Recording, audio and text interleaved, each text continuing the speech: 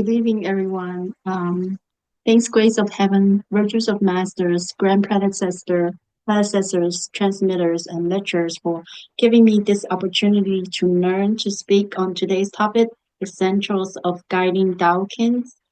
Okay.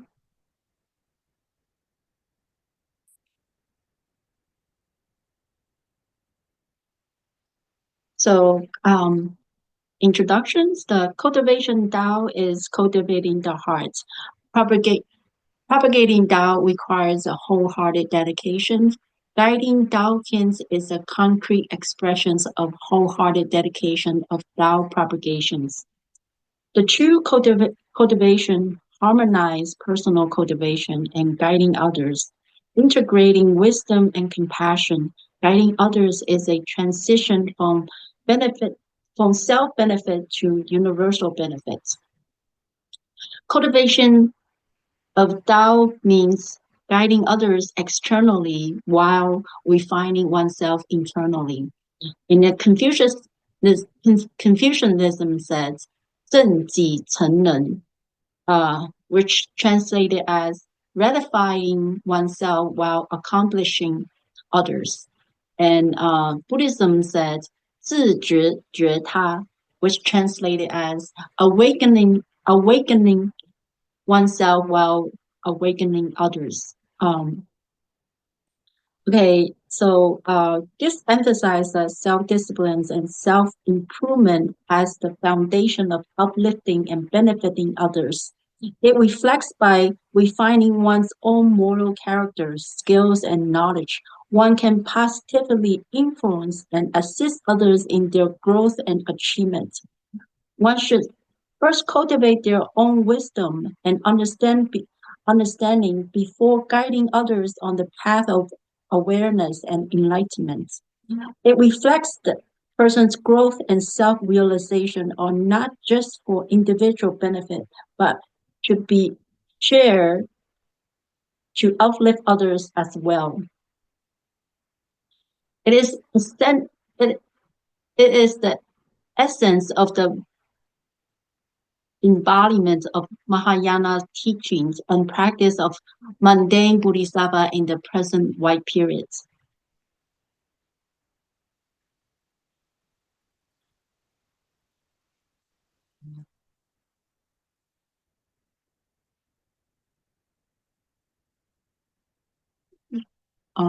So the mental attitude of guiding Dawkins, we need to have a Faxing, which means initiating the aspirations. To initiate aspiration is to rise positive intentions within oneself. The initial resolve to do goods or embark on a spiritual path. It refers to general benevolent thoughts, or more specifically to the Bodhi mind. The vows of Bodhi minds mean that the vows of Bodhisattva to benefit all sentient beings. There are three types of aspirations.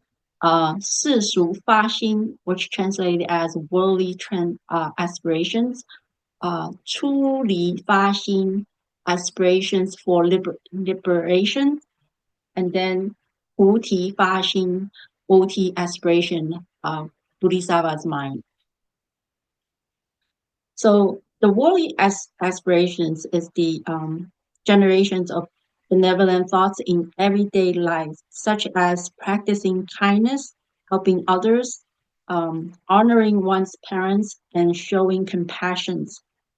Whereas the aspiration for liberations is the realization of impermanence of the mundane world, and that realizing life is full of suffering, which leads to the determination to cultivate the spiritual path and transcends the cycle of life and death. And then there's a Bodhi aspirations, the vow to attain Buddhahood for benefit all sentient beings and to cultivate the 6 paramitas sincerely.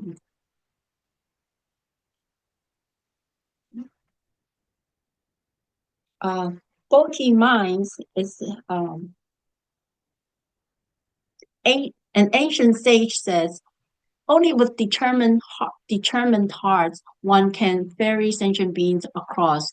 Only with vows one can attain Buddhahood. The most crucial element when guiding others is to have compassionate hearts.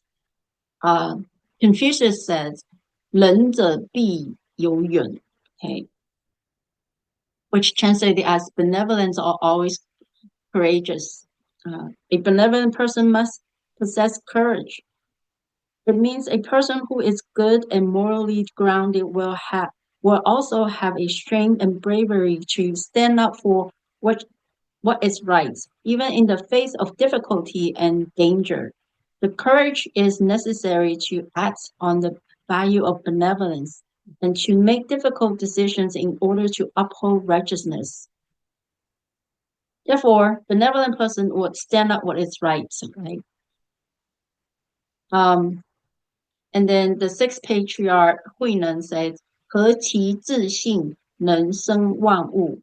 Translated as, how wondrous is our Buddha nature. It gives rise to all phenomena. That from our Buddha nature, all experiences, phenomena, and teaching emerge. Everything we perceive and experience originated from our own minds and consciousness. So if we are sincere and determined with a sincere and determined heart, one has the power to make a difference, to overcome the difficulty and then reach their goal. Okay. So therefore, it's essential to develop a faulty mind.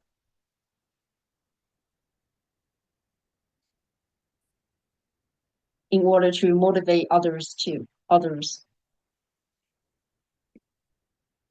Okay, so this is the scripture's name, Faxing, faulty mind. And within the scripture was a red marks are it's called Faxing, faulty mind. And then with the red marks, there's another scriptures which is right here, and then so there's a scripture right here, and then within the scripture there's another scripture. It's called central scripture. Okay, the central scripture translated the faulty mind, inspired the faulty mind. As the essential way to enter the Tao path is the prioritized inspiring of faulty mind, aspiring to enlightenment.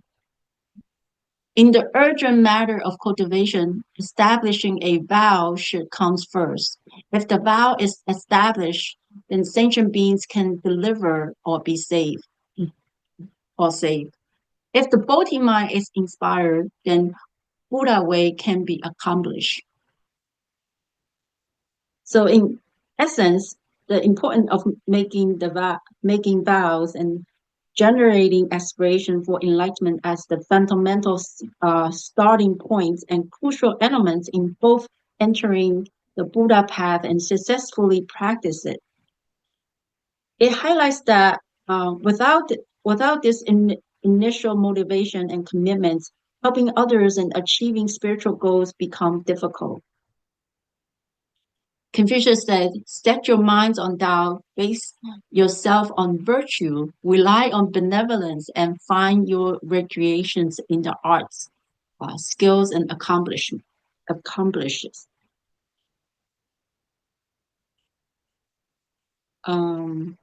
Okay, this quote is that emphasize the importance of having a higher purpose of Tao. Grounding oneself in the moral principles, practicing compassion, and finding balance and enjoyment in learning and culture, such as art, skill, accomplishments, and it outlines a holistic approach of self-cultivation and living a fulfilling life.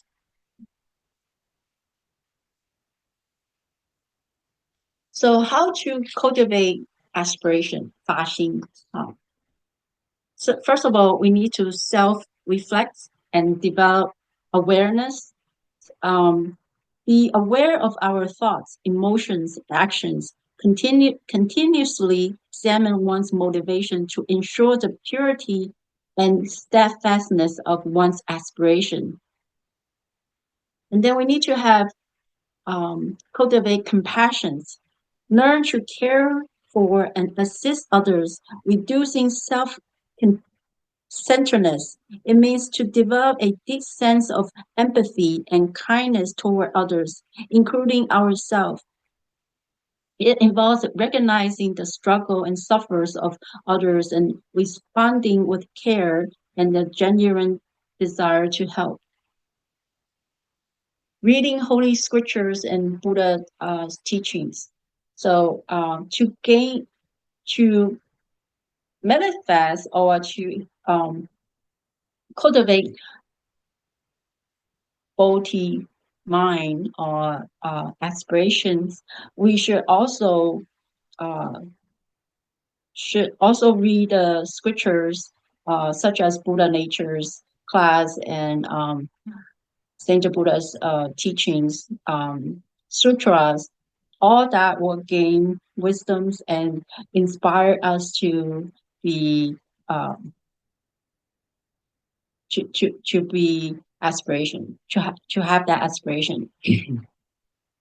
Putting aspiration in actions, transform our kind thoughts into tangible deeds, no matter how small, to solidify one's resolve. Aspiration is the start point for both spiritual practice and personal growth, whether for oneself or others. It has a profound, lasting impact.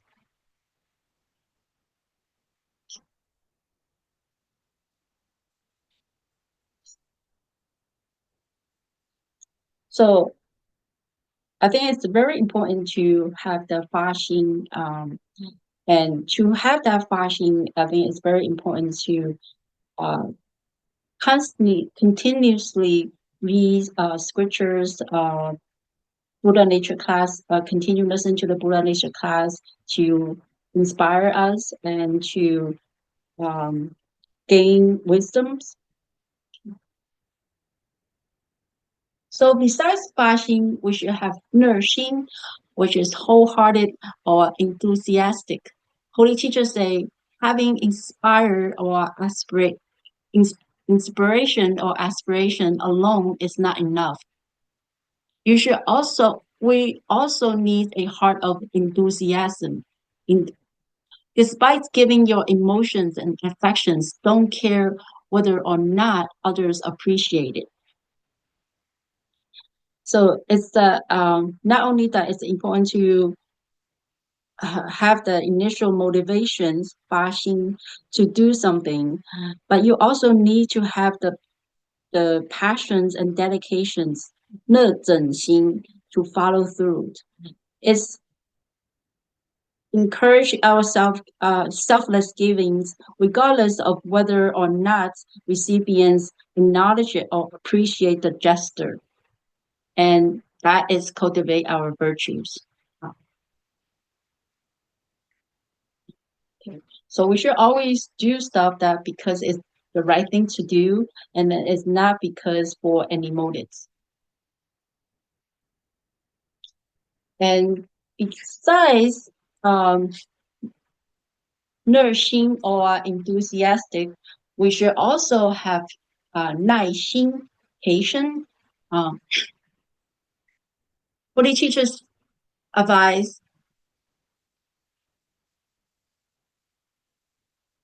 a true Tao cultivator must have patience. The mission of universal salvation in the white era is vast and grand. However, sentient beings are full of trouble and afflictions, and guiding them to achieve spiritual fulfillment is not easy. A Tao cultivator who has just entered the way is often entangled by worldly affairs, which in turn affects their initial aspiration to cultivate. Therefore, to guide Daokins in the spiritual fulfillment, one must have unparalleled patience, practice the pyramid of forbearance, and be unwavering despite numerous setbacks. Only then will you see results. So it's very important to have patience with ourselves in the path of cultivations, because we will have many setbacks, and while guiding others is also essential to be patient with others too. Only then we'll get good result.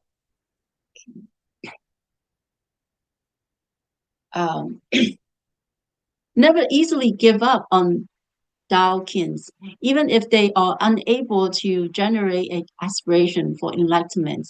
For the time being, it is also necessary to maintain contacts and at a appropriate time further guide them towards spiritual fulfillment. Therefore, guiding people to spiritual fulfillment is like a grass in a spring garden. You may not see it grow daily, but it flourishes monthly. That's the idiom. Yeah. A long journey reveals a horse's strength, and time reveals a person's heart, which just means this verse is like equivalent to rely on our benevolence.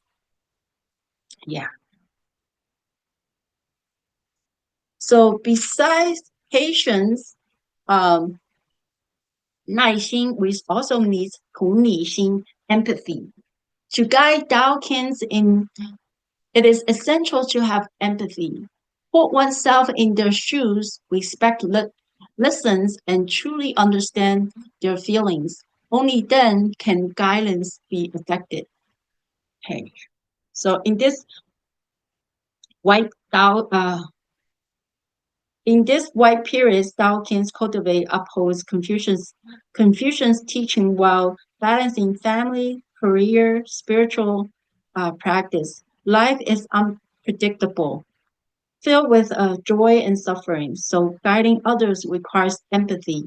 By understanding their circumstances, respecting their experience, and guiding them with patience, real progress can be made.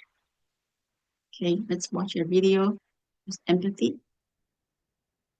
We've got passion, we've got determination. Like, and if we set our sights on something, you better believe it's happening.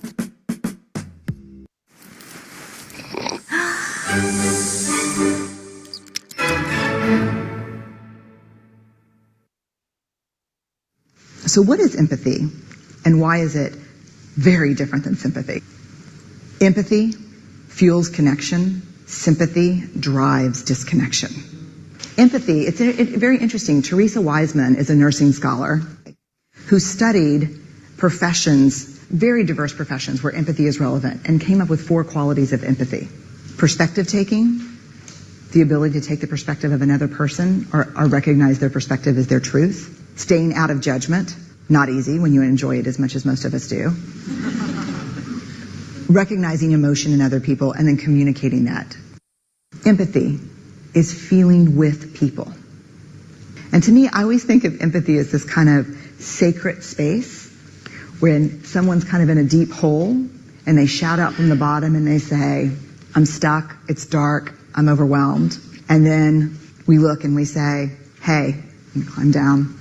I know what it's like down here, and you're not alone. Sympathy is, ooh, it's bad, no, you want a sandwich? Empathy is a choice, and it's a vulnerable choice, because in order to connect with you, I have to connect with something in myself that knows that feeling. Rarely, if ever, does an empathic response begin with at least. And we do it all the time. Because you know what? Someone just shared something with us that's incredibly painful. And we're trying to silver lining it. I don't think that's a verb, but I'm using it as one. We're trying to put the silver lining around it. So I had a miscarriage. Oh, at least you know you can get pregnant. I think my marriage is falling apart. At least you have a marriage. John's getting kicked out of school. At least Sarah is an A student. But one of the things we do sometimes in the face of very difficult conversations is we try to make things better. If I share something with you that's very difficult, I'd rather you say, I don't even know what to say right now, I'm just so glad you told me.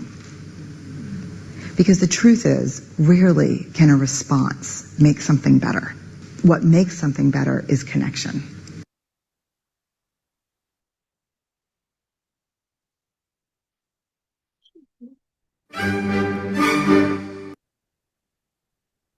Okay, so to summarize, the sympathy is the feeling for someone, feeling pity or sorrow, focus on one's own feeling about their situations, maintain separateness, create more distance, intellectual understanding is kind of shallow.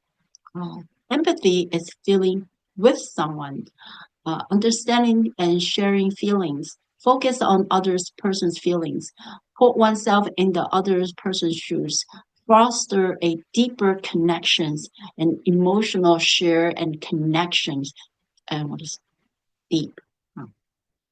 So basically, empathy is more of the external response where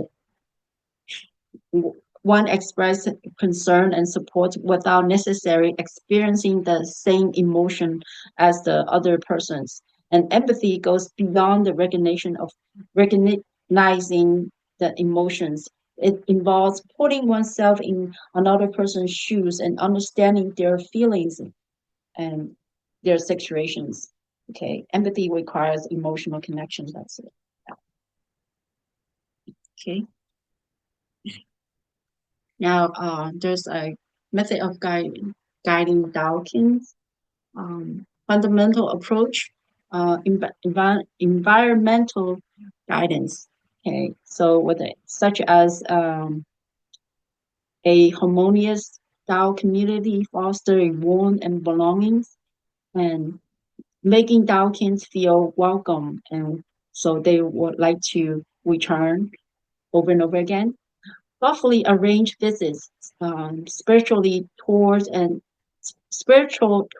immersive experience help them connect with sacredness of Tao. And then leading by example, Mencia says, the benevolence has no enemies. Confucius said, if one is righteous, others will follow. If one is not, commands on unaffected. So Dawkins keenly observes the actions of their guides, genuine self-cultivations and ethical conduct inspire lasting trust and influence. A truly benevolent person is someone who embodies kindness, compassion, and virtue, doesn't perceive others as enemies, nor do they provoke hostility from others. A benevolent person does not hold grudges or seek revenge. They tend to treat others with kindness, even those who oppose them, dissolving hostility through understanding and compassion. When a person consistently acts with benevolence, others are less likely to see them as a threat. Even if others are aggressive, a benevolent person responds with wisdom and patience, reducing conflict rather than escalating it. Those who cultivate inner virtues and goodwill do not engage in unnecessary conflicts. Their peaceful nature influences their surroundings, making true enemy unlikely to form.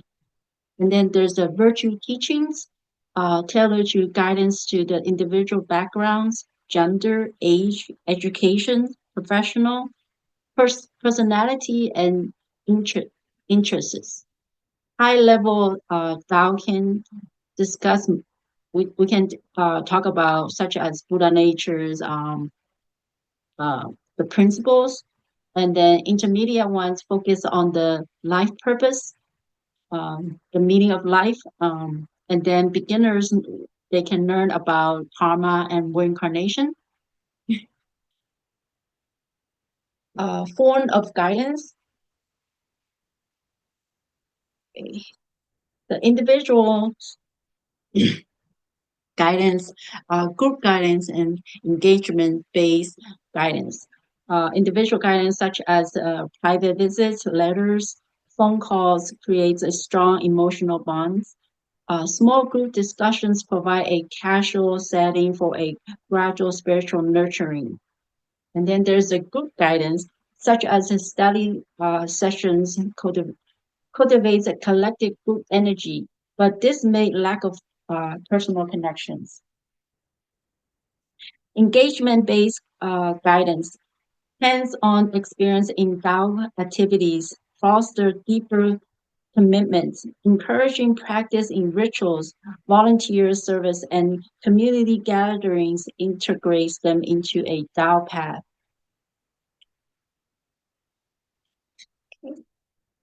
And then key principle of guidance.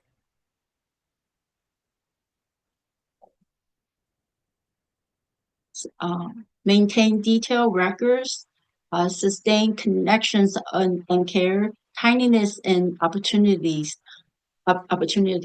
providing an ideal environment and personalized guidance. So first, for maintaining the detailed guidance, such as document each Dawkins progress for their effective follow-ups, regularly review potential candidates for guidance opportunities, sustains connections and cares such as assistance should be rooted in the genuine cares beyond just philosophical teachings, engage in their life events such as weddings, funerals, and celebrations to strengthen the bonds. Timeliness and opportunity. Mencia says even wisdom is less effective than seizing the right moments. So make use of key events such as ritual studies, sessions, special gatherings for outreach.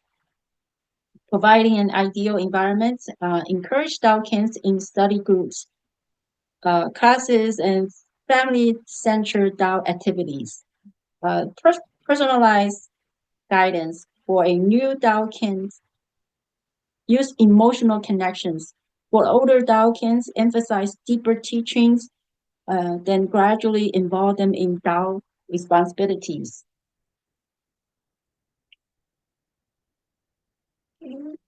The sixth, utilize various tools such as books, scriptures, sutras, lectures, holy songs, music can reinforce the learning and the teaching. Encourage social engagements. Invite Dawkins to the informal gatherings such as tea party, outdoor trips, and study groups to strengthen the relationship. Personalized visits, such as understanding individuals' concerns, allow for tailored guidance. Clarifying doubts and providing solutions. Identify and resolve spiritual, psychological, and life challenges to ease their path. Instead of mind reading, focus on understanding their hearts. Holistic life supports, promotes physical, mental, and spiritual well-being. Encourage studies and encourage studying scriptures and white period teachings for deeper insights. Okay. And then we should also establish the detailed information such as organizing a list of Dao-kins, including their contact information and address, understanding Dao-kins' backgrounds and their cultivation progress, prepare information for guidance, focus on the holy teachings of true principles, classic scriptures and sutras, real-life examples and experiences. When necessary, utilize verified miraculous example.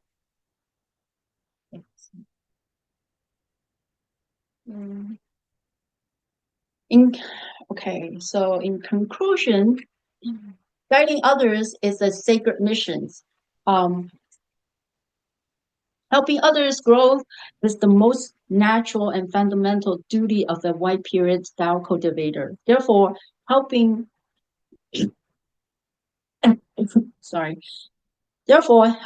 teaching, and leading others is not just a responsibility, but a deep, meaningful, and honorable duty. Okay. A responsibility beyond the self. True guidance is not about personal gains, but about uplifting others. It requires the selflessness, patience, and commitment to well-being of others. Qigong Living Buddha's merciful word says, fearing and guiding others is the lifelong aspiration of a Bodhisattva. It is the most sacred and noble mission of the cultivators of the white periods. Helping others can foster one's growth. This is the only path to awaken one's wisdom, eliminate karma, and return to absolute heaven. The ultimate goals the aim is to help Daokins establish unwavering faith in the Tao, accept the divine missions, and joyfully engage in spiritual cultivations. True success in guidance is allowing them to experience growth through participations. Qigong Living Buddha's merciful words, the ultimate goal of encouraging is to have Daokins affirm the golden threads, to submit to the divine mandates of 18 patriarch and matriarch, to understand the true principles and awaken our heartfelt aspirations, and to joyfully cultivate the way, Tao.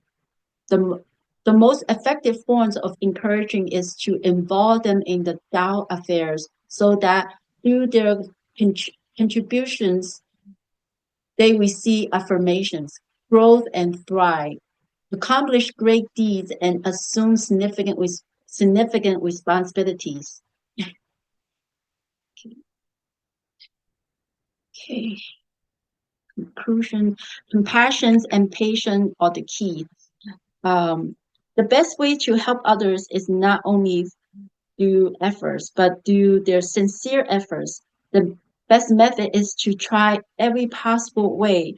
When we initiate the aspirational hearts on the guiding ascension beings, all skillful means and methods are complete. Qigong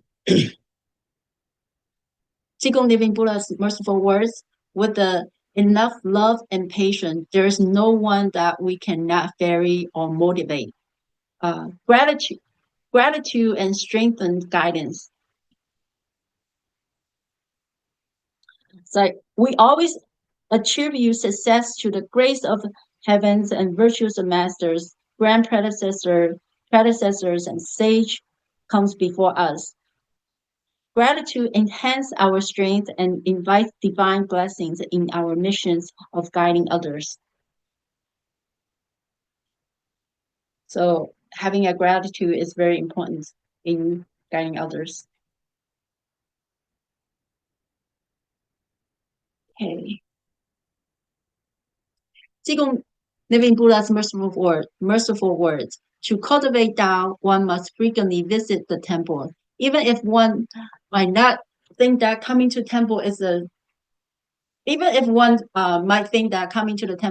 trivial matter, receiving the pervasive radiance of the Buddha's light means that each visit gradually dissolves a bit of our natural disposition and softens a fractions of our stubborn character.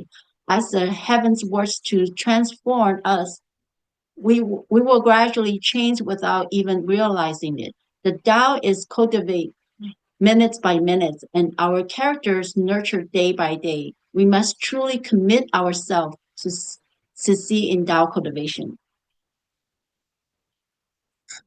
Okay, so the excellence of participation, a sense of missions. Qigong Living Buddha's merciful words. With participations, one will experience the true meaning of Tao cultivation and propagation. With aspiration, one will unlock the miracle of life. With cultivation, one will elevate one's inner attainments. With dedications, one will fully grasp the principle of wisdom. With compassion, one would manifest the beauty of spirits. With conviction, one would ascend the ladder of success. Okay, and another conclusion, 珍惜三朝普渡的佳期 cherish the precious times of universal salvation of three realms. 把握行功了愿的机会 seize the opportunity to perform virtuous deeds and fulfill one's vow. 尽心完成此生的愿力 wholeheartedly devote oneself to completing the vow made in this lifetimes. 愿了还回快乐的无极 return to blissful absolute heavens once the vows are fulfilled. So, yeah, so we, as the cultivators, we need to fulfill our vows, and otherwise we cannot return. These are the vows that we made in heavens. So hope that everybody will cultivate sincerely and while guiding others. If I have said anything wrong, I ask saints and Buddhas for forgiveness, and transmitters, lecturers, everyone else for corrections. So this will conclude my class for tonight. Thank you.